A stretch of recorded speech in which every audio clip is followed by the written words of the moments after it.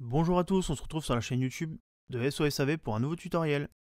Aujourd'hui, nous allons voir comment changer le bloc écran du Samsung Galaxy M12 qui vous demandera 50 minutes de votre temps et une difficulté de 3 sur 5. Mais avant, avec le code guide vidéo, vous aurez moins 10% sur votre panier lors du passage de votre commande sur notre site. Nous allons commencer par éteindre le téléphone. Si jamais vous ne pouvez pas l'éteindre, il faudra déconnecter la batterie par la suite. Commencez par éjecter le tiroir SIM à l'aide de l'outil SIM. Nous allons à présent retirer la coque arrière.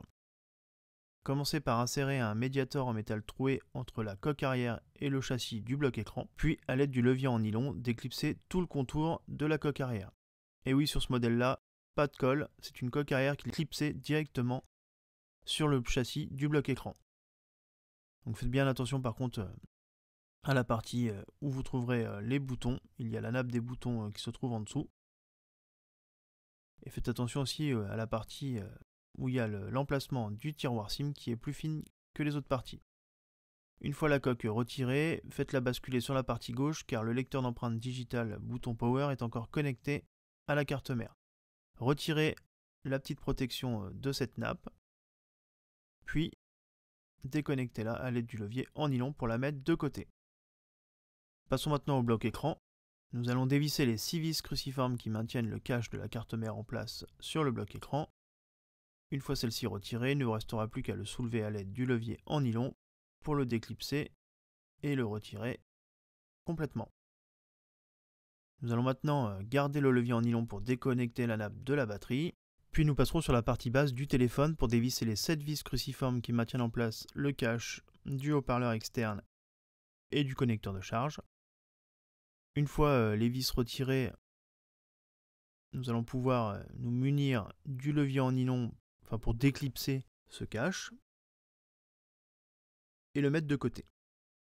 Maintenant que nous avons accès au connecteur de charge, nous allons maintenant déconnecter la nappe d'interconnexion de celui-ci, puis le câble coaxial bleu, et n'oubliez pas aussi de le sortir de son ergot qui se trouve sur le connecteur de charge. Une fois celui-ci retiré, il ne vous restera plus qu'à sortir le connecteur de charge du téléphone afin de pouvoir le remplacer. N'hésitez pas à vous abonner et à activer les notifications pour ne manquer aucune de nos vidéos. Nous allons à présent installer le nouveau connecteur de charge dans son emplacement, reconnecter la nappe d'interconnexion sur celui-ci, puis le câble coaxial bleu, prenons la tête du câble et en appuyant dessus pour le connecter sur le connecteur de charge. Réinsérez-le dans son petit ergot et dans la gouttière du téléphone. Réinsérez le cache par-dessus le connecteur de charge et le bloc haut-parleur externe, puis revissez les 7 vis cruciformes qui viennent maintenir le tout en place dans le téléphone. N'hésitez pas à bien serrer pour que les contacts se fassent dessus. Pour finir, reconnectez la nappe de la batterie sur la carte mère. Munissez-vous du cache carte mère et venez le réinstaller par-dessus la carte mère.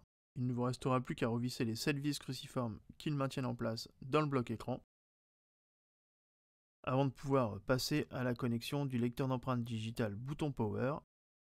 Donc venez présenter coque arrière sur le bord du châssis à gauche et reconnecter la nappe Power sur la carte mère. N'oubliez pas de remettre le petit cache en plastique qui vient par-dessus la nappe. Il ne vous restera plus qu'à reclipser la coque arrière sur le téléphone. Et n'oubliez pas aussi de réinsérer le tiroir SIM par la suite.